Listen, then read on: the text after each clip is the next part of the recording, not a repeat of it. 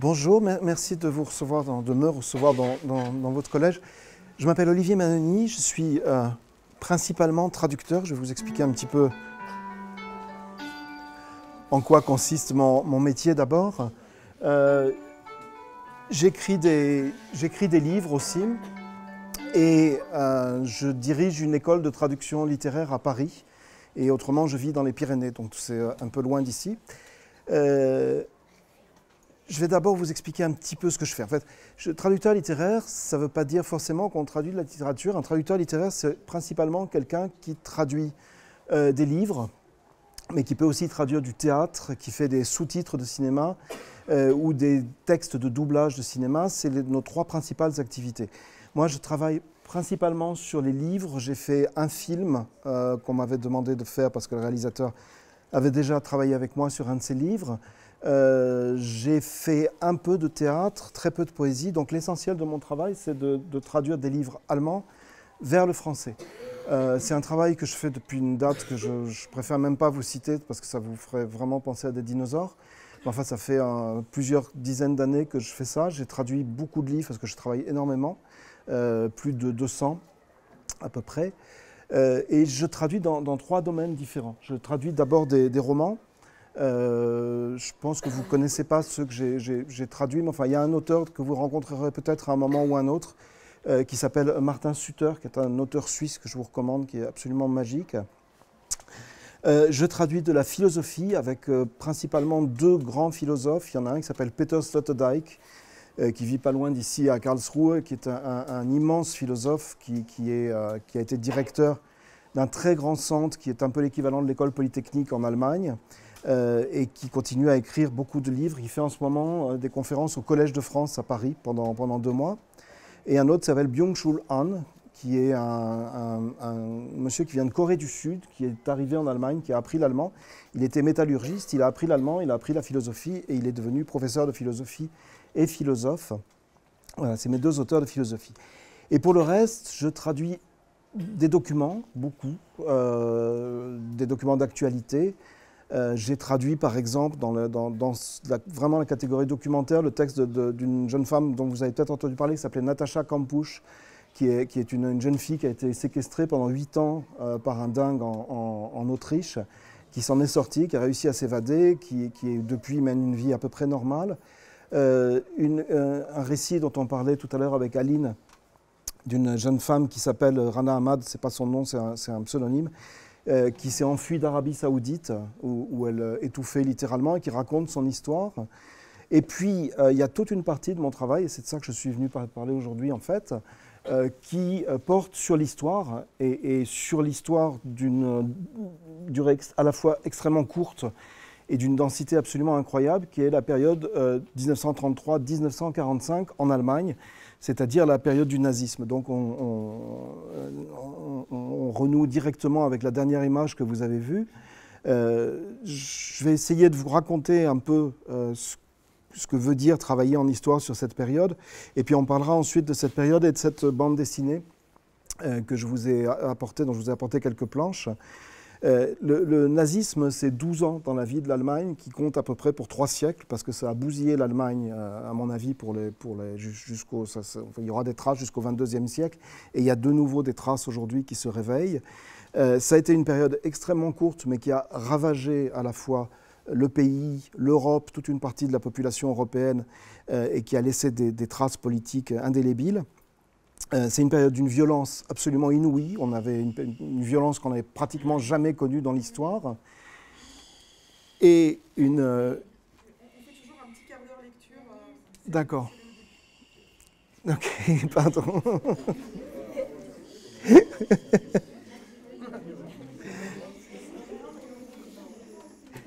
Ça y est, c'est bon. Je ne sais plus où j'en étais. Voilà. Quand les historiens... Eh ben, on y va tout de suite, alors, allez-y. Je ne l'avais pas vu, pardon. Une traduction, ça se passe comment? Vous lisez une phrase, vous la traduisez ou... Alors, on commence en général par regarder le livre, pas forcément par le lire en entier, parce que le travail de traduction, c'est d'abord un travail de lecture. Donc il m'arrive de prendre des livres, surtout sur les sujets que je connais bien, directement. Après, non, on ne prend pas une phrase et on traduit comme si on lisait. C'est-à-dire que moi, la première version de mes traductions, je me mets au travail, j'avais avant le livre, maintenant on ne travaille plus sur les livres, je travaille directement sur l'écran, sur le texte. Donc j'ai le texte devant moi. Et en fait, la première version de ma traduction que je fais, je tape sur mon écran en effaçant les phrases les unes après les autres, en général par groupe de 4 ou 5 phrases pour pouvoir revenir facilement sur le texte. Voilà. Ça, c'est le premier travail. C'est un travail de lecteur, c'est-à-dire que je rentre dans le texte comme si je le lisais en essayant de le comprendre. Mais c'est une première lecture. Quand vous lisez un livre que vous aimez beaucoup, vous allez le relire une seconde fois. Et à la seconde fois, vous allez vous apercevoir qu'il y a plein de trucs que vous n'aviez pas vus. Un traducteur, il fait exactement la même chose. Donc une fois qu'on a traduit au moins un tiers, un quart, un tiers du livre, on recommence le travail, on le reprend en revenant au texte d'origine. Et là, sur mon écran, j'ai plus un seul texte, j'ai les deux textes. J'ai le texte allemand d'un côté, le texte français de l'autre, et je compare ligne à ligne. Non seulement pour vérifier que je n'ai pas oublié des choses, mais en plus pour vérifier que je n'ai pas fait d'erreur, et surtout que j'ai bien compris le sens de ce que je traduisais. Le problème de la traduction, c'est qu'on ne traduit justement pas des mots ou des phrases, on traduit un sens. Les traducteurs automatiques que vous avez maintenant traduisent des mots, et ils font des idioties absolument considérables parce que justement, ils ne peuvent pas comprendre. Le boulot du traducteur, c'est à la fois de traduire les mots, évidemment, on est forcé de respecter le texte, mais de comprendre ce qu'il y a derrière. Et donc, on va changer les phrases parfois, c'est-à-dire les remettre en ordre pour que quelqu'un qui a écrit en allemand, pour ce qui me concerne, et qui a pensé en allemand, quand moi je le traduis, je vais traduire exactement ce qu'il dit, mais en français. Et donc, je vais transposer aussi sa pensée en français, c'est-à-dire éventuellement changer les phrases. L'allemand, vous savez, enfin, oui, il y a des germanistes, l'allemand, par exemple, il met les phrases à la fin. Si je fais ça en français, les phrases vont être complètement ridicules. Donc, je suis obligé de changer le sens de la phrase. Mais quand, en allemand, vous avez une phrase comme ça, l'auteur il construit sa phrase en se disant, à la fin, les lecteurs vont savoir ce que je veux dire. Or, moi, ce que l'auteur veut dire, je suis obligé de le mettre au début. Donc, ça change tout. Voilà. Il y avait un jour, j'ai traduit un livre du français qui dirigeait Volkswagen à l'époque, donc un énorme groupe. Et j'ai déjeuné avec lui, et puis il nous racontait plein d'histoires. Entre autres, il nous a dit, vous savez, vous êtes drôles les Français, vous croyez toujours que les Allemands sont polis parce qu'ils vous laissent parler. Mais c'est l'habitude. Ils peuvent pas, s'ils vous coupent la parole, ils ne peuvent pas savoir ce qu'il y a à la fin, et donc ils ne peuvent pas comprendre votre phrase de toute façon. Donc ils vous laissent finir votre phrase, alors que vous coupez la parole aux gens parce que dès le début, vous savez ce qui se passe. Voilà. Le travail de traducteur, c'est ça, c'est-à-dire de remettre en ordre les choses. Voilà. Et puis après, il y a plein de choses. La troisième lecture qu'on fait, parce qu'il y a encore une lecture, en fait il va y en avoir 6 au bout, la troisième lecture, on reprend le texte et on va vérifier qu'on n'a pas l'impression que c'est une traduction. Voilà. C'est-à-dire qu'on va redonner au texte un style qui soit à la fois celui de l'auteur et qui soit aussi bien lisible en français. Voilà.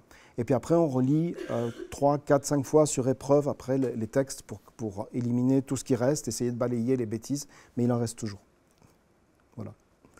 Il y a d'autres questions là-dessus peut-être Oui.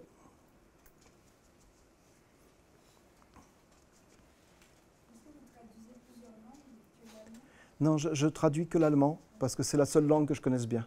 Voilà, j'ai appris le russe, mais je ne le connais pas assez bien, et puis surtout je l'ai oublié. Je ne connais pas assez bien pour le traduire. Et le latin, mais il y a peu d'auteurs qui écrivent en latin. Donc c'est pas très efficace. Voilà. Je continue. Donc je vous parlais de 33-45. C'est une période qui est absolument exceptionnelle dans l'histoire par le phénomène qui s'est passé. On a à la fois un pays qui est très, très cultivé, extrêmement civilisé, avec une culture fantastique, avec des écrivains de premier plan qui sont encore lus aujourd'hui, avec une musique extraordinaire, avec des arts qui fleurissent, voilà. Et ce pays va basculer en l'espace de quelques années dans un véritable cauchemar, avec un dictateur, donc Hitler, qui s'installe, mais ce n'est pas seulement un dictateur, c'est un homme qui est entouré de gens qui partagent ses idées, qui partagent un certain nombre de caractéristiques avec lui, notamment la médiocrité. Tous les gens qui entourent directement Hitler, on va voir Himmler tout à l'heure sur les images. Himmler, par exemple, c'était un éleveur de poulets. Voilà, je n'ai rien contre les éleveurs de poulets, mais ce n'était pas un grand penseur politique. Goebbels, c'était un tout petit bonhomme qui tentait d'écrire et qui n'y arrivait pas. Tous les gens qui ont pris le pouvoir à ce moment-là étaient des gens extrêmement médiocres qui ont réussi à rallier des universitaires, des techniciens, des juristes de haut niveau, toute une équipe qui a fait fonctionner leur régime. Ça, c'est le premier point, des gens médiocres qui arrivent au pouvoir. Ils arrivent au pouvoir pas par la force, mais parce qu'on le leur donne. Hitler n'a jamais été élu, contrairement à ce qu'on dit ici. Il a été nommé par le président du Reich allemand, du deuxième Reich allemand, qui était Hindenburg, et il a gardé le pouvoir, ce qui arrive très souvent avec les dictateurs, jusqu'au bout. C'est une période qui est caractérisée aussi par une volonté d'endoctriner totalement, on l'a vu tout à l'heure avec les dessins de Toni Ungerer, d'endoctriner totalement le peuple allemand. Et ça commence dès l'école. Donc ce que vous avez vu d'Ungerer, c'est l'obligation, par exemple, d'aller aux jeunesses hitlériennes régulièrement dans la semaine, d'apprendre des chants hitlériens, on en parlait avec Thérèse, de les connaître par cœur pour devenir en fait des bons soldats. C'est-à-dire que c'est un pouvoir qui englobe la totalité des activités de la société, qui décide de prendre la jeunesse au plus jeune âge, hein, ça commençait très très tôt les jeunesses hitlériennes, au plus jeune âge pour qu'elle n'ait plus qu'une seule idée, travailler pour Hitler, pour ce qu'on appelait le Führer, et travailler pour l'Allemagne en devenant de bons soldats allemands. Donc un régime qui endoctrine totalement son peuple. C'est un régime violent. Le pouvoir de Hitler commence par des arrestations massives. Le Parti communiste allemand est interdit, les communistes sont déportés, suivis de très près par les socialistes du Parti social-démocrate, qui partent dans les premiers camps de concentration qui sont ouverts immédiatement après l'arrivée du pouvoir, notamment celui de Buchenwald, qui sont d'abord des camps politiques et qui vont ensuite accueillir petit à petit d'autres catégories. C'est un pouvoir qui est fondé sur l'exclusion et sur le racisme. Le racisme nazi, c'est principalement le racisme anti-juif. Donc, on pourra en reparler. J'ai refait une traduction de Mein Kampf qui est parue il y a 3 ans, mais sur laquelle j'ai passé 10 ans.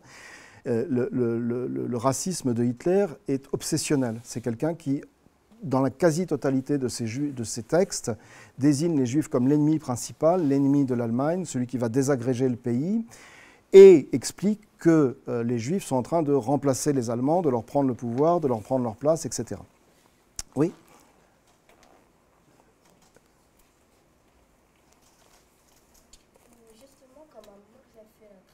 Est-ce qu'à un moment, il explique pourquoi il a tout mis sur le dos des Juifs? On n'a pas de vraie explication. On n'a pas de vraie explication. Le racisme, il y a rarement des explications rationnelles. Donc, il aurait fallu qu'un psychiatre se penche sur son cas à l'époque pour essayer de comprendre. On a quand même des données, si vous voulez. D'abord, il est lui-même en situation d'échec. Hein, Hitler, c'est lui aussi vraiment un pauvre type. C'est quelqu'un qui a à peu près tout raté avant de s'occuper de la politique. Il a été sans domicile fixe, il a vécu pendant un moment dans des foyers pour sans-abri. Il a essayé de devenir peintre, il était extrêmement mauvais, et il n'a pas été admis à l'Académie des Beaux-Arts de Vienne. Alors c'est pas pour ça qu'il est devenu raciste, mais ça a été un tel échec pour lui qu'il a ruminé ça absolument toute sa vie. Et puis à un moment, il commence à aborder la politique et il s'aperçoit que en Allemagne, qui a perdu la guerre, qui est dans une crise économique terrible, et ben quand on cherche à désigner un bouc émissaire, c'est-à-dire quelqu'un dont on va dire voilà c'est de sa faute, et ben ça marche très bien. Et à l'époque, en Allemagne, quand on dit bah, c'est de la faute du juif, ça fonctionne extrêmement bien. Et comme ça fonctionne, ben, il va développer ça dans ses discours, et il va rameuter du monde et arriver petit à petit à convaincre les gens qu'effectivement tous les malheurs de l'Allemagne sont dus aux Juifs, et donc à développer après, quand il sera au pouvoir, une politique raciale extrêmement dure qui se terminera très très mal. Voilà. C'est comme ça que ça se passe. Mais je ne peux pas vous dire, c'est parce que quand il était petit, il y a un petit garçon juif qui lui a marché sur le pied. On n'en sait rien. Il n'y a pas de cause réelle. Voilà. Je pense qu'il y a des causes politiques, c'est-à-dire qu'à un moment, il pense qu'en utilisant ça, en désignant un ennemi, il va pouvoir gagner des électeurs et des partisans. C'est effectivement ce qui se passe. Et puis après, ça devient vraiment obsessionnel. C'est-à-dire que cet antisémitisme, cette haine des Juifs, il va garder ça jusqu'à la fin de la guerre. Et même au moment où l'Allemagne est complètement fichue, il donne encore des ordres pour qu'on détruise les derniers Juifs survivants en Europe. Oui, monsieur. Pardon. Oui. Vous choisissez les livres que vous traduisez, enfin, est-ce que vous traduisez, par exemple, Hitler, si vous n'êtes pas d'accord avec ce qu'il dit, est-ce que vous avez le droit de dire non, je ne le traduis pas? Alors, c'est une très très bonne question. On peut traduire des livres avec lesquels on n'est absolument pas d'accord parce qu'ils présentent un intérêt. Donc Hitler, je ne partage pas exactement ses idées. Ce n'est pas exactement ma tasse de thé. Le problème, c'est de savoir est-ce que c'est intéressant de traduire un livre comme ça. Ce n'est pas intéressant si c'est juste pour le republier. Mais en fait, la traduction d'Hitler qu'on a faite, ce n'est pas vraiment une traduction. D'abord, on est revenu... enfin si, c'est une traduction, mais ce n'est pas que ça.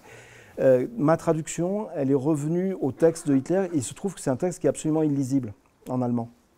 Et donc, on m'a demandé de refaire la même chose en français. C'est-à-dire que j'ai traduit un texte illisible en français illisible, ce qui est un exercice que je n'avais jamais fait de ma vie et que je ne referai jamais, j'espère, simplement pour montrer ce que les gens avaient lu à l'époque. Voilà.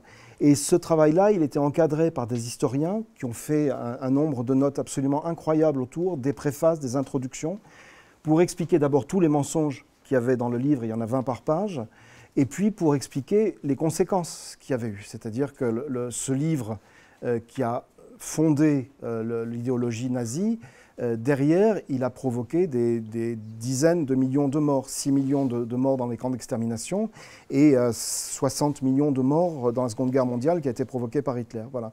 Donc, à part ça, autrement, quand j'ai un livre avec lequel je ne suis pas d'accord, non, je ne traduis pas. Voilà. Et est-ce que je l'ai choisi maintenant? Oui, mais oui. Parce que je fais beaucoup de lectures pour les éditeurs. C'est-à-dire que les éditeurs me demandent ce que je pense des livres.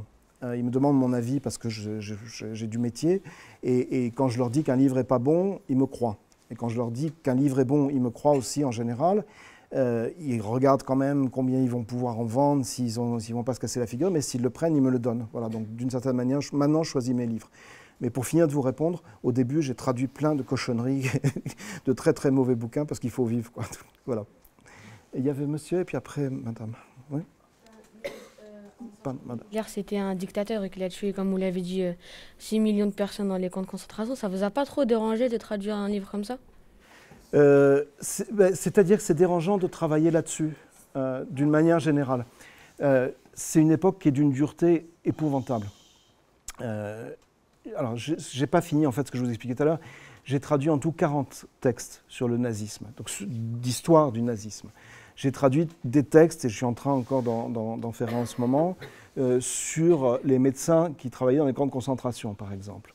C'est des histoires, mais abominables. Vous ne pouvez pas savoir, c'est une horreur. On n'est jamais allé plus loin dans l'indignité et l'inhumanité dans ces trucs-là. J'ai traduit des textes qui analysaient l'arrivée des nazis au pouvoir.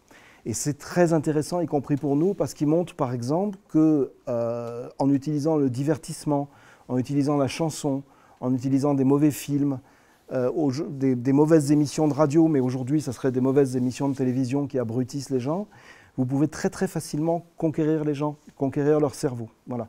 Donc c'est dans le cadre de ce travail-là, si vous voulez, que quand je traduis des textes comme ça, je traduis quelque chose qui accompagne le reste de mon travail.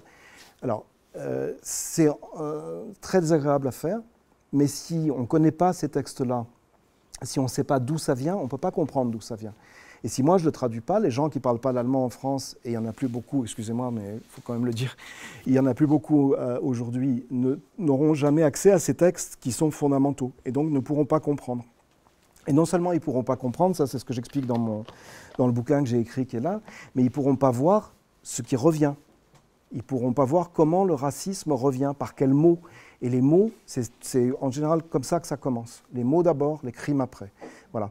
Donc, si vous voulez, quand on fait un travail comme ça, et c'est un travail énorme, hein, le livre fait 1000 pages, il pèse 4 kilos, c'est un livre comme ça, c'est un travail d'historien, en fait. C'est-à-dire qu'on dit, voilà, à l'époque, voilà les mots qu'on a employés, voilà ce qu'ils voulaient dire, et voilà ce que ça a donné.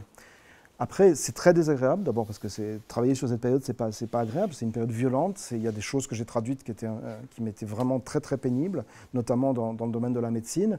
Mais si on ne le fait pas, on ne sait pas. Et voilà, et puis on va parler après de la bande dessinée. Ce qui se passe en fait, je vais introduire un peu ce que je voulais dire. La guerre s'est arrêtée en 1945. Il y a un certain nombre de rescapés des camps qui sont sortis des camps, qui ont pendant des années, à partir d'un certain moment, parce qu'au début ils étaient incapables de le faire, qui à partir des années 70-80, qui ont commencé à témoigner, à raconter ce qu'ils avaient vécu. Ces gens-là, aujourd'hui, ils sont en train de disparaître les uns après les autres à cause de l'âge, tout simplement. Notre génération, notre travail, c'est pas de témoigner. J'y étais pas, heureusement pour moi, et donc on ne peut rien dire sur ce qui s'est passé. Mais on peut analyser les textes de l'époque, et on peut analyser les témoignages de l'époque et travailler dessus. Et c'est ce qu'on fait.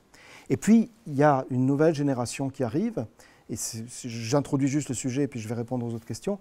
Et là, en ce moment, depuis quelques années, on voit arriver d'autres formes de textes pour expliquer ce qui s'est passé, notamment la bande dessinée.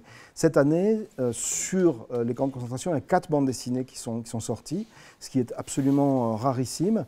Ça a commencé il y a quelques années avec une histoire de chat, là aussi, et je peux penser à ça pour Otto Ungerer, avec Maus, qui était un film absolument extraordinaire d'Art Spiegelman, c'est une bande dessinée absolument extraordinaire, qui mettait en scène le nazisme en montrant des chats et des souris, en fait. Voilà. Donc ce travail-là, il faut le faire. Et c'est pas agréable, mais si on le fait pas, personne ne le fera à notre place. Un traducteur, ça travaille où? Eh ben, ça travaille partout. Hier, j'ai pris le train, par exemple, j'ai 9 heures de train pour venir des Pyrénées jusqu'ici. J'ai travaillé pendant 9 heures. Ce matin, je travaillais dans mon hôtel. Demain, je vais retravailler dans le train. Et autrement, on est chez nous. Oui.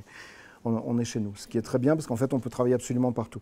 Depuis Internet, c'était plus compliqué avant. En tant que biographe et traducteur, pour vous, c'est quoi les types de livres les plus compliqués? Entre écrire des livres, vous voulez dire, et traduire ou c'est écrire. C'est très compliqué parce que quand je traduis, je vous vois plus. Quand je traduis, j'ai une base. C'est-à-dire que moi, j'ai rien à inventer. Enfin, il ne faut pas que j'invente. Si je me mets à inventer, c'est très embêtant pour mon travail. Là, en ce moment, je suis en train d'écrire la suite de mon bouquin qui va parler du monde actuel. Et c'est très compliqué parce qu'il faut que je choisisse ce que je veux prendre parmi les choses importantes. Et comme je parle du langage aujourd'hui et de la manière dont on manipule le langage, entre Twitter, TikTok, Hanouna, CNews, etc., j'ai une telle surabondance de matériaux que je suis obligé de choisir. Voilà. Et c'est très compliqué. Et puis, quand je traduis, ce n'est pas moi qui me mets en cause. Je veux dire, quand je traduis Hitler, ce n'est pas moi qui parle, c'est lui.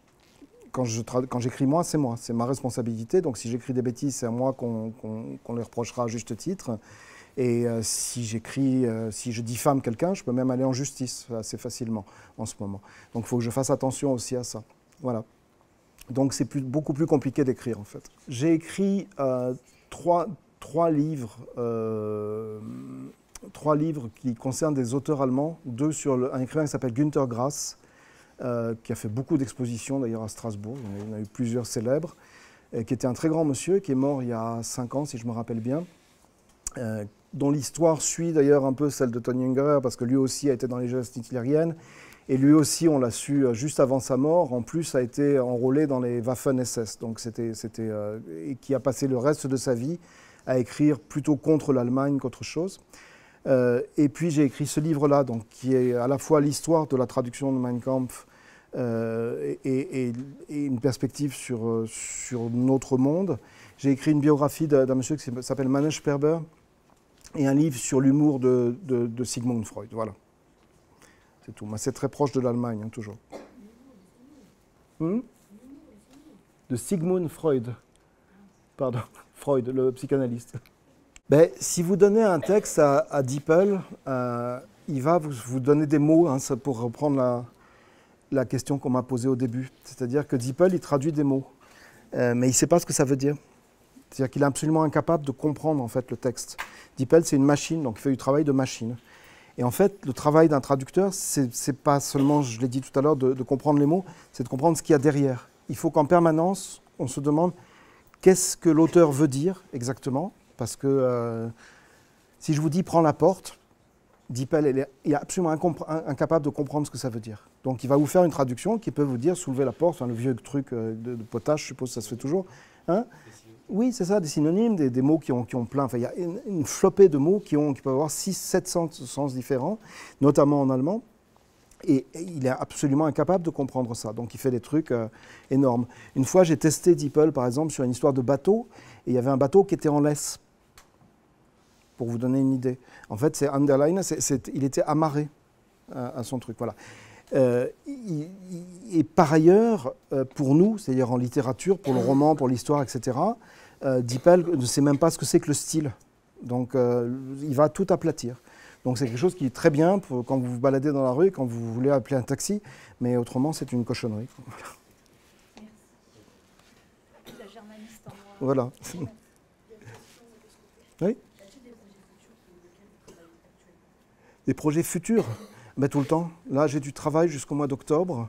Donc, je suis en train de traduire un livre sur la médecine nazie, enfin, sur un aspect extrêmement spécifique, hein, des expériences... enfin, je ne vous embête pas avec ça, c'est trop horrible. Et puis, je suis en train de finir un énorme roman qui est fait avec des collages. Et après, j'ai une biographie de la philosophe Hannah Arendt. Et puis voilà, puis d'autres trucs qui s'annoncent derrière, des romans. En fait, moi en tout cas, j'ai la chance d'avoir toujours du travail d'avance, ce qui au début est très difficile, mais comme je suis vieux et un peu connu, oui, bah oui, c'est l'avantage de l'âge, c'est le seul, mais c'est ça. Comme je suis un peu connu, là depuis 10 ans, j'ai vraiment du travail en permanence, avec entre 6 mois et 1 an de travail devant moi, ce qui permet de voir venir. Mais au début, c'est très dur. Hein. Au début, on peut tout à fait faire un livre, 2 livres, et puis rester pendant 4 mois sans rien. Donc, oui. Je veux dire, par rapport à l'histoire des traducteurs, par exemple comme DeepL ou Google Traduction, je veux dire, c'est pas des traducteurs qui sont derrière ces applications? Non, non, pas du tout. C'est des informaticiens. Et alors, je peux vous expliquer rapidement.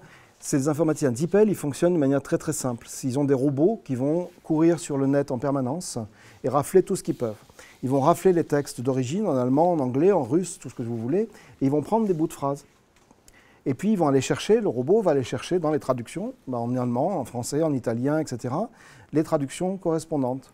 Et puis, ils vont englober tout ça. C'est-à-dire qu'en fait, DeepL est un voleur. C'est un voleur de traduction. C'est totalement illégal ce qu'ils font. Tout le monde le sait, c'est du pillage de droits d'auteur. Et il est possible qu'il y ait des procès dans les années qui viennent sur ce point-là. Mais comme moi, je ne peux jamais savoir quand est-ce que DeepL va me piquer une traduction, j'en sais strictement rien. Donc voilà, ce ne sont pas du tout des traducteurs. Si c'était des traducteurs, ils travailleraient tout à fait autrement. Et ils ne feraient pas en fait de traduction automatique. Oui. Alors, je voulais vous demander, je pense qu'au début de votre livre, vous racontez que votre femme avait retourné le livre où il y avait le mot Hitler.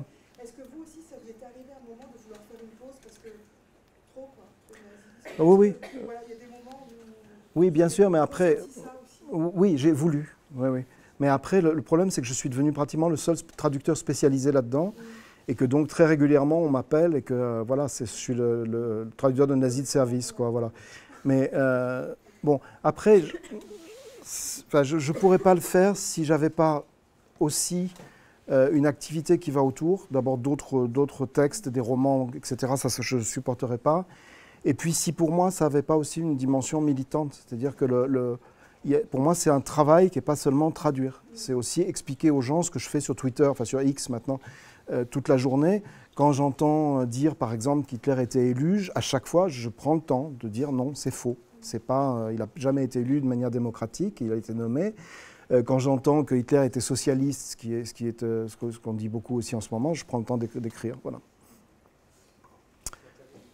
On va peut-être faire une pause sur les questions. Ouais.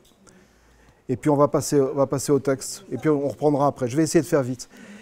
Alors, ce qui s'est passé, j'étais en train de vous parler de la transmission, en fait. Il y a donc toute une génération d'historiens qui a travaillé et qui travaille encore, parce qu'on est très très loin d'avoir tout compris. Les rescapés sont en train de disparaître les uns après les autres. Les derniers centenaires sont en train de mourir. Ceux qui avaient 15 ans en 1945 sont nés en 1930, c'est-à-dire que ce sont des gens qui ont 93, 94 ans, etc. Et il y en a forcément de moins en moins. D'ici quelques années, il n'y en aura plus du tout. Donc, on cherche toujours des moyens d'enseigner ce qui s'est passé. Alors, pourquoi on l'enseigne? Parce que je vous l'ai dit tout à l'heure, c'est une période absolument exceptionnelle dans l'histoire, et au sens négatif du terme. Parce que c'est une période où la violence a atteint un niveau qu'on n'avait jamais atteint avant, qu'on a très partiellement atteint depuis dans 2 endroits, au Rwanda et au Cambodge, avec les Khmers rouges, mais qui avait développé, si vous voulez, une espèce de retour à la barbarie qui, en fait, posait le problème du retour de l'homme à la bestialité absolue. Pour expliquer ça, il y a des livres d'histoire. Et puis il y a aussi la nécessité de transmettre ça. Et je pense que l'arrivée depuis quelques années de la bande dessinée pour expliquer ce qui s'est passé, c'est aussi une manière de dire à votre génération qui arrive maintenant, on vous transmet quelque chose dont il faudra que vous parliez. D'abord, il faut que vous le compreniez, il faut que vous le sachiez. Et ça sera aussi à vous, après, de transmettre ce savoir sur ce qui s'est passé, qui est en train de se dissiper. Et quand il se dissipe, ça veut dire que n'importe qui peut dire, en fait, il ne s'est rien passé, ou alors il ne s'est pas passé ça. Hein. Il y a des gens, par exemple, qui s'appellent les négationnistes, qui expliquent qu'il n'y a jamais eu de camp de concentration ni d'extermination, que les chambres à gaz n'ont jamais existé. Il y a 1000 preuves scientifiques apportées par les historiens, par des témoignages écrits, etc., que ça existe. Mais dans 50 ans, il est tout à fait possible que des gens nous redisent que ça n'a jamais existé. Et c'est pour ça que les historiens, que les écrivains de bande dessinée continuent à travailler là-dessus, simplement pour qu'on continue à raconter ce qui s'est passé, parce que le jour où ça sera totalement oublié, on peut être à peu près sûr que ça recommencera. Voilà. C'est dans ce cadre-là que Dietmar Reinhardt, en Allemagne, a fait cette bande dessinée. Je ne sais pas si vous avez eu le temps de la lire un peu. L'idée qu'il avait, ça avait été de détailler un moment, une assez longue période dans la vie d'Auschwitz. Auschwitz, ça a été un des grands camps de concentration que les Allemands ont établis en Pologne après 1940. Vous le savez, en 1939, la guerre éclate. La Pologne est divisée en 2 parties. L'Union soviétique prend la partie nord-est et l'Allemagne va occuper la partie sud-sud-ouest et profiter de cette occasion pour installer des camps de concentration là-bas. Pour une raison très simple, c'est qu'ils faisaient tout pour cacher les crimes qu'ils commettaient. Donc il y avait beaucoup de camps de concentration en Allemagne. On a parlé de Dachau tout à l'heure, qui était près de Munich. On a parlé de Buchenwald, qui est en Thuringe. Ces camps-là existaient, mais il était hors de question de liquider des dizaines, des centaines de milliers de personnes dans des camps comme ça, parce que tout le monde l'aurait vu. Or, les nazis ne voulaient pas que ça se sache. Et ils ont tout fait pour le cacher. Donc ils ont créé ces camps en Pologne, et en Tchécoslovaquie, il y en a eu plusieurs. Les plus sinistrement célèbres étaient Auschwitz, dont on va parler aujourd'hui, Treblinka, Sobibor, et puis on a eu une demi-douzaine d'autres, dont un ici en Alsace, qui ont été montés à l'écart de l'Allemagne. Ces camps, au début, c'était des camps de travail, c'est-à-dire que les nazis avaient imaginé qu'ils pouvaient utiliser une partie de la population européenne comme esclave. Et donc, Auschwitz a d'abord été conçu comme un camp d'internement, où les gens iraient travailler, évidemment gratuitement, dans des conditions absolument épouvantables, pour les grandes entreprises allemandes, notamment une entreprise qui s'appelle IG Farben, qui était une entreprise de chimie, qui existe toujours aujourd'hui sous le nom de BASF,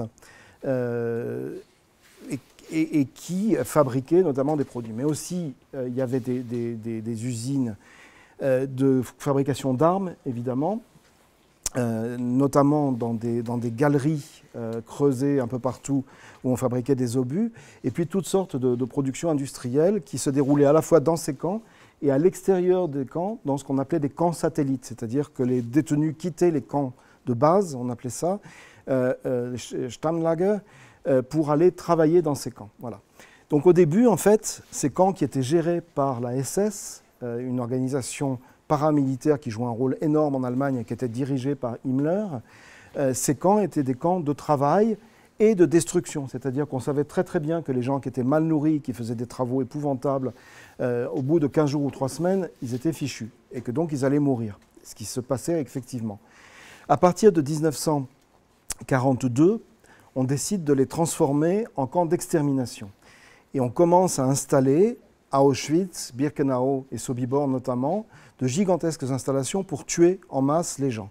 Les gens, c'est très principalement les Juifs, donc ils ont été 6 millions à être assassinés pendant cette période. Chaque camp, on a enregistré entre 400 et 700 000 personnes tuées au gaz à Sobibor, à Treblinka et à Auschwitz. Était également faisait également partie des victimes les Tziganes, donc les gens ce qu'on appelle aujourd'hui les gens du voyage, en Allemagne les Roms et les Sinti.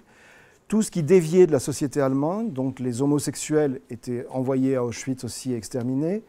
Et puis les soldats français puis américains qui avaient été capturés et qui n'étaient pas blancs. Donc il y a eu énormément aussi, plusieurs dizaines de milliers de soldats noirs qui ont été exterminés par les nazis dans ces camps-là. Toute cette population a été exterminée puis brûlée dans les fours crématoires afin de ne pas laisser de traces. Et c'est ce que raconte Dietmar Reinhardt dans ce livre. Donc on va passer en revue, si vous voulez, rapidement les planches que j'ai apportées pour qu'on puisse en discuter. La première que j'ai choisie, c'est simplement l'arrivée du train qui va amener les premiers détenus va amener les premiers détenus à Auschwitz. Ils arrivent du sud de l'Allemagne, de Dachau, et ils vont être internés dans le camp. Bon, j'ai choisi des images, je n'avais pas envie de vous imposer des choses trop désagréables, donc j'ai choisi des images assez neutres. Mais merci beaucoup. Le gros avantage de la bande dessinée, c'est de ne pas avoir besoin de longs textes ni de phrases horribles pour qu'on comprenne ce qui se passe. Donc quand ils arrivaient, les détenus étaient, en 1940, quand ça se passe, étaient sélectionnés. D'abord, il y avait ceux qui étaient pris pour le travail et ceux qui étaient simplement détenus et qu'on allait essayer de liquider le plus vite possible. En 1940, il n'est pas encore question d'extermination de masse, on est dans le cadre simplement d'un camp de travail et de destruction, c'est-à-dire que les gens qui ne peuvent pas travailler, on les laisse en fait dans des conditions sanitaires et alimentaires épouvantables et ils vont disparaître d'eux-mêmes en quelques semaines.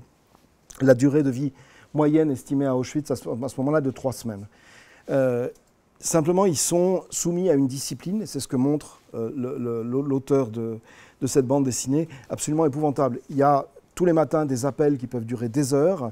Ils doivent, quand ils arrivent, se mettre en rang, respecter une discipline. C'est extrêmement violent. Il y a des gens qui les frappent avec ce qu'on appelait des schlags, donc des espèces de cravaches. Ils sont soumis immédiatement à un embrigadement complet qui les force à être terrifiés par ce qu'ils sont en train de vivre. On peut passer à l'image suivante, si vous voulez. Voilà. Et tout ça est mené donc par un tout petit monsieur à moustache, ce n'est pas la même moustache qu'Hitler, c'est une petite moustache en accent circonflexe, qui s'appelle Himmler. Donc je vous ai dit, c'est un type extrêmement médiocre, c'est un type qui élevait des poulets et qui lui aussi a trouvé dans la politique une manière de satisfaire ses besoins, qui a été nommé par Hitler très rapidement responsable de la SS. Donc il y avait 2 groupes paramilitaires chez les nazis, il y avait la SA, qui étaient en fait les groupes qui étaient chargés d'intervenir dans les meetings électoraux du nazisme tout au début, qui étaient des bagarreurs, qui organisaient des bagarres de rue, notamment avec les communistes. Et puis la SS, c'était une organisation paramilitaire qui a commencé par être une garde personnelle de Hitler. Himmler est un monsieur qui était totalement médiocre, mais qui s'est révélé, quand il est entré dans la politique, comme un organisateur exceptionnel, et qui est petit à petit a monté une véritable armée parallèle en fait en Allemagne. Sa SS a d'abord été, je vous l'ai dit, la garde du corps de Hitler, ensuite elle a servi de garde dans les camps de concentration, après ça a été une arme à part entière, soit la SS elle-même qui intervenait, qui était une unité d'élite, soit ce qu'on a appelé la Waffen-SS, qui était des unités de paramilitaires qui combattaient avec l'armée allemande et qui sont entre autres responsables par exemple du massacre d'Oradour-sur-Glane. C'était des unités d'une violence absolument incroyable. Et ils étaient assistés, ces gens-là, dans leur combat, par d'autres groupes paramilitaires, comme ce qu'on a appelé les Einsatzgruppen, les groupes d'intervention, qui étaient chargés de liquider derrière l'armée allemande, dans les villages, notamment de l'Ukraine de l'époque et de la Biélorussie de l'époque, au fur et à mesure de l'avancée de l'armée allemande, ils éliminaient tous les villageois des villages juifs en particulier. Voilà. Ce monsieur est ensuite monté ces gigantesques camps qui étaient à Auschwitz et Treblinka notamment, au service de l'industrie allemande, comme je vous le disais tout à l'heure. Ça rapportait des fortunes. La SS était une organisation milliardaire et qui, jusqu'au bout, a voulu rester une énorme entreprise industrielle. En 1942, les responsables nazis se réunissent à Berlin, dans la villa du Wannsee, et décident ce qu'on a appelé la solution finale. La solution finale, c'est la liquidation complète de tous les juifs d'Europe dans un premier temps, et derrière de tous les juifs du monde, puisque le but de Hitler était de s'emparer notamment d'une bonne partie du Proche-Orient, éventuellement de l'Afrique derrière. À partir de ce moment-là, Auschwitz va se transformer en camp d'extermination. C'est-à-dire qu'on va faire venir des spécialistes, on va installer des chambres à gaz pour tuer les gens de manière massive, on va utiliser pour ça un gaz qui s'appelle le Zyklon B. Il y a des médecins qui arrivent, qui sont installés à Auschwitz pour faire des expériences sur ces personnes avant de les tuer. Et on va assister à un gigantesque massacre qui va, je vous l'ai dit, je crois qu'on a 800 000 morts, si je me rappelle bien, à Auschwitz. C'est vraiment de se débarrasser d'une population. C'est de la folie pure. Ça répond un peu à votre question tout à l'heure, pourquoi Hitler était antisémite. Je veux dire, c'était simplement, on avait commencé par dire c'est eux les responsables, et à la fin, on s'est dit il faudrait tous les liquider. C'est pour ça que ce genre de pente, la pente du racisme, de la haine, on sait comment ça commence toujours par des mots, puis par les actes, et on sait aussi maintenant, mais parce qu'on travaille sur cette histoire-là, comment ça finit. Ça se termine toujours dans le sang. Voilà. On va mettre la dernière image. Voilà. Donc ça, c'est l'arrivée des gens à Auschwitz. Ils arrivaient donc d'Allemagne, de Pologne, de France. En France, il y avait un camp de regroupement à Drancy, en banlieue parisienne, d'où sont partis des dizaines de milliers de juifs, notamment dans ces années-là. Et puis, ils étaient sélectionnés à la sortie du train. Donc, ceux qui pouvaient travailler allaient travailler, c'est-à-dire en gros les hommes qui avaient jusqu'à à peu près 40 ans, qui avaient des métiers éventuellement. Donc, les maçons avaient une chance de survivre un peu plus longtemps, les plombiers, les électriciens, les médecins. Tous ces gens-là avaient une chance de survivre s'ils étaient en bonne santé. S'ils n'étaient pas en bonne santé, ils étaient exterminés immédiatement. Les autres, alors les femmes, on en gardait aussi un petit peu pour travailler, mais dès qu'une femme n'était pas en bonne santé, dès qu'une femme avait des enfants, dès qu'une personne, homme ou femme, était trop âgée ou en mauvaise santé, à partir de ce moment-là, elle était directement exterminée, c'est-à-dire qu'on les envoyait en colonne, enfin les trains sortaient, on envoyait directement les gens aux chambres à gaz pour les exterminer. Voilà. Alors, raconter ça en bande dessinée, ça peut paraître bizarre, et moi je veux dire que quand je l'ai fait, je me suis posé des questions sur ce à quoi ça servait. Ça sert surtout à une chose, c'est que la bande dessinée peut nous raconter des choses que le texte ne peut pas raconter. Et si vous regardez bien, maintenant ou tout à l'heure, si vous voulez, oui un peu, la force absolument incroyable peut-être un peu moins, voilà. La force incroyable de cette bande dessinée-là, c'est les regards des gens. Parce que ce dessinateur, qui est tout à fait remarquable, a su tout exprimer. L'angoisse, la peur, l'espoir de temps en temps. Et puis, on peut peut-être remonter sur celle de Himmler. Pareil. Si vous regardez bien, les regards sont absolument pas les mêmes entre ceux des déportés et ceux des gens. Et en particulier, il y a toujours, à chaque fois qu'il représente un SS, vous avez toujours une espèce de fente soulignée par l'arcade sourcilière supérieure, il n'y en a pas d'inférieure, par l'arcade sourcilière, ça suffira, soulignée par l'arcade supérieure qui souligne, dans tous les cas, ou les sourcils, qui souligne la dureté. Et les yeux de ces gens-là sont toujours minuscules. Il y a une espèce on reprend l'exemple d'Unger, il y a une espèce de regard de méchanceté que Ungerer décrit aussi magnifiquement. C'est comme ça, si vous voulez, qu'un auteur de bande dessinée arrive à restituer ce que les historiens ont besoin de dizaines et de dizaines de pages pour expliquer. Voilà. C'est pour ça que c'est intéressant de publier ce type de bande dessinée. D'abord parce c'est plus accessible qu'un livre de 450 pages sur la structure d'Auschwitz, et puis parce que ça touche un autre public plus jeune, et notamment plus large, je veux dire, et notamment les jeunes. Voilà. J'ai à peu près fini pour la présentation du livre. Je voulais juste revenir sur le... On peut passer celui où il y a les haut-parleurs, le deuxième.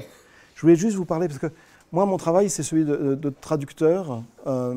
C'est-à-dire que je travaille sur les mots, essentiellement, et sur la parole, sur le langage. Ce qui m'intéressait beaucoup... Oui, on peut mettre ça déjà, voilà. En fait, si vous...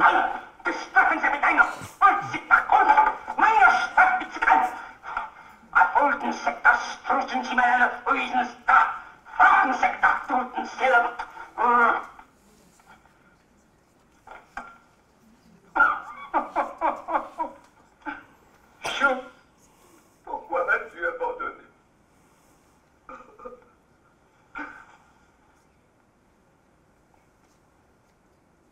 Juste sur ce... On va arrêter là. Vous entendez la langue qui parle. Vous entendez la langue qui parle. Je peux le dire, il n'y a pas un mot d'allemand dans le film. Alors voilà, c'est ça. C'est les deux seuls mots que prononce Hitler, c'est Wiener Schnitzel, qui veut dire l'escalope de pané, et Sauerkraut. Et à chaque fois qu'il termine un de ses discours, il prononce ces deux mots-là en levant la main comme ça, en faisant voilà. Alors, c'est évidemment fait pour faire rire, mais en fait, c'est extrêmement profond, parce que quand vous travaillez sur ces textes et sur ces discours, vous apercevez qu'en fait, les gens qui l'écoutaient ne pouvaient strictement rien comprendre. Il faisait des phrases interminables, d'une abstraction invraisemblable. Les phrases n'avaient aucun sens. C'est-à-dire quand vous travaillez sur Hitler, sur Mein Kampf, vous apercevez que ça part dans tous les sens. Il n'y a pas de logique, les phrases sont décousues, etc. Mais ça se termine toujours par des choses extrêmement simples. L'Allemagne doit redevenir grande, je prends un exemple un peu contemporain, ou alors, une fois de plus, les Juifs sont responsables. C'est-à-dire qu'en fait, il y a 2 ou 3 formules qui articulent un discours qui est incompréhensible. Ça, c'est le vrai discours de la violence totalitaire. C'est-à-dire qu'il suppose d'emblée que les gens vont céder à des choses extrêmement simples. Et malheureusement, il a raison. Voilà. Il avait d'autre part une voix terrifiante. Là, si on peut mettre le deuxième passage. Et en fait, je pense que le meilleur analyse qu'on ait jamais trouvé de ce qu'a été, en tout cas, la personnalité de Hitler, sinon le nazisme proprement dit, c'est Chaplin. Dans ce passage-là, on voit très très bien comment fonctionnaient les discours d'Hitler. C'est pour ça que j'ai demandé à ce qu'on vous le projette.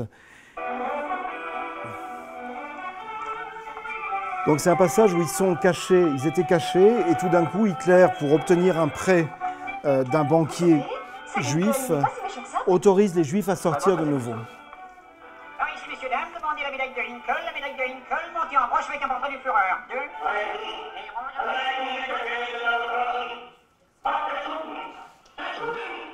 On peut 30 secondes faire une petite pause. Et ce qui se passe, en fait, c'est que le prêt qu'il a demandé à un banquier juif, il a été refusé. Et à ce moment-là, il prend son micro et il fait un discours. Voilà. Merci.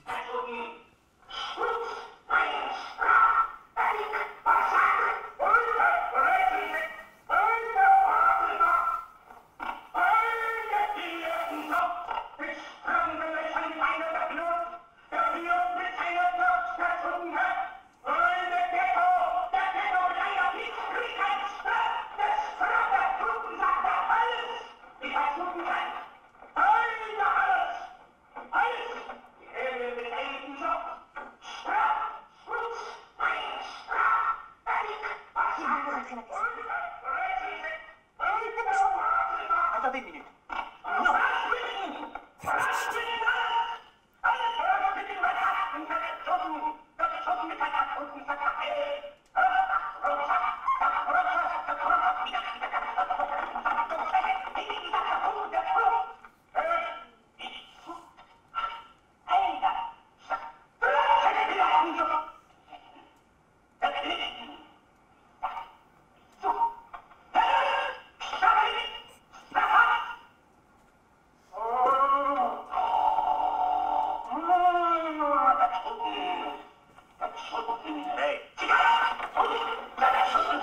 va arrêter là peut-être.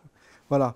Alors, je vous disais que c'est absolument génial parce qu'il il y a deux mots qui transparaissent vaguement, c'est Straf, qui veut dire la punition, qui revient tout le temps dans son texte, et Jud, qui est une déformation de Jud, qui veut dire juif en allemand. Tout le reste, c'est du gros modo. Voilà. Et il arrive comme ça, mais vraiment à montrer la nature de ce qu'était ce régime. Un régime d'une extrême violence et d'une confusion mentale totale, qui avait qu'un seul objet, c'était la haine. Voilà.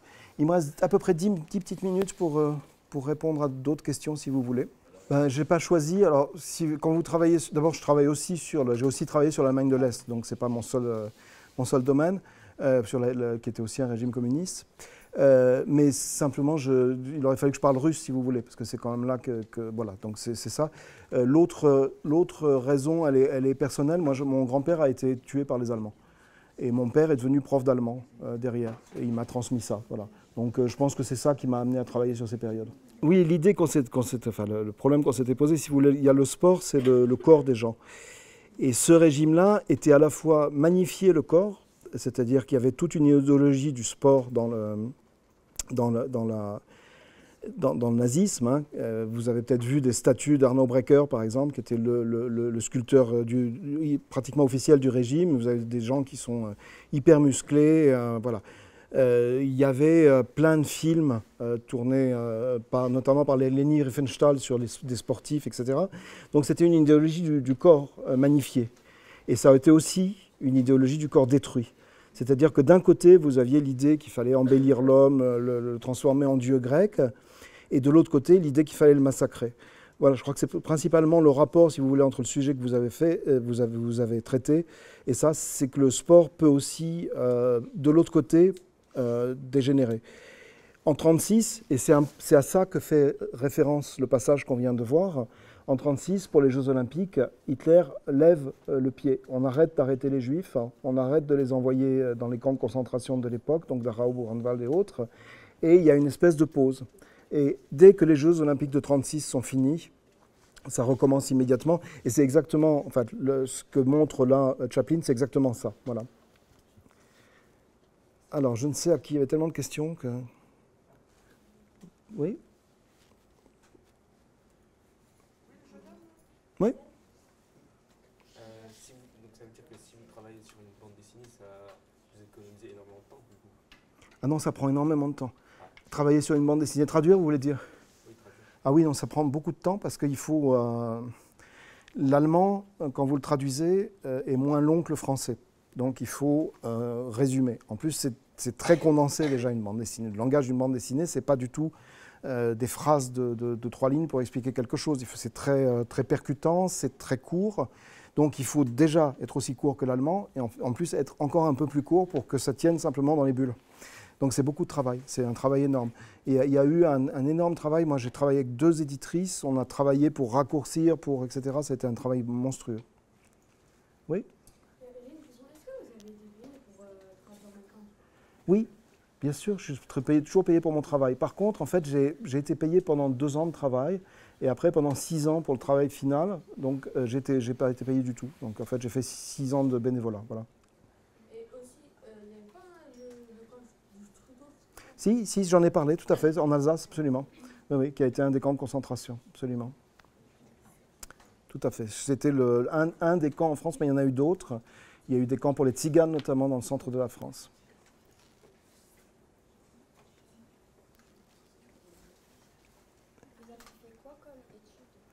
J'ai pas fait énormément d'études en fait. J'ai eu la chance de faire une hypocagne et une cagne au lycée Henri IV à Paris, où j'ai appris à peu près tout ce que je sais aujourd'hui, enfin en tout cas la manière de travailler.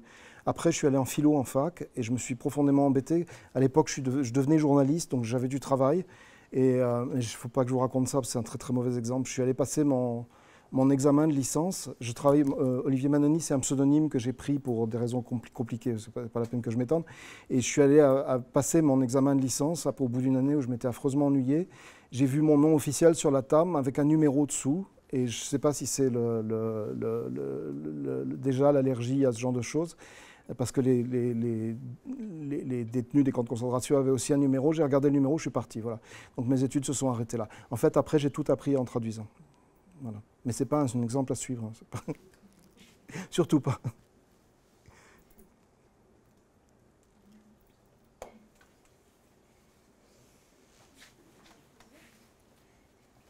Bon, on arrive au bout. Oui? C'est quoi la chose la plus compliquée que vous avez faite en tant que traducteur? En tant que traducteur, là, alors, la chose vraiment compliquée techniquement, c'est quand je traduis mon philosophe, la Peter Sloterdijk, qui est très difficile. La chose la plus compliquée, c'est de traduire un texte très facile et très mauvais, très mal écrit et idiot. Ça, j'en ai fait aussi quand j'ai commencé. D'abord, vous vous endormez, et ensuite, il faut réécrire le texte pour qu'il soit lisible en français, et c'est très très pénible. C'est-à-dire qu'il faut comprendre pourquoi l'auteur a voulu écrire quelque chose aussi mal, et se dire comment est-ce que je pourrais réécrire ça d'une manière un peu meilleure, sans trahir non plus l'auteur, c'est-à-dire que je ne peux pas faire n'importe quoi. Voilà, ça c'est un truc très difficile et très fatigant.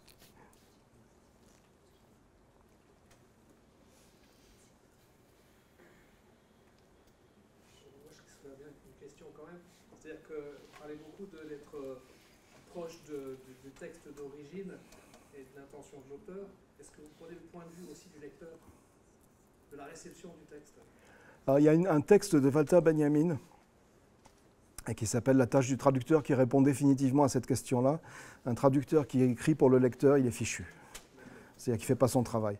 Après, non, mais votre question, elle a quand même un sens. La première traduction de Mein Kampf qui est apparue en France, c'était en 1934. C'est une traduction, je fais très court, hein, parce que ça sort pour des heures. C'est une traduction qui a été interdite par Hitler, parce qu'il ne voulait pas que ça soit publié en France. Et cette traduction, elle était destinée justement à permettre une lecture facile aux Français. Donc le texte de Hitler a été remis en forme, un peu ce que je viens de vous décrire. C'est-à-dire qu'ils ont réécrit pour que ça soit à peu près lisible. Ce n'est pas terrible, mais c'est lisible. Voilà.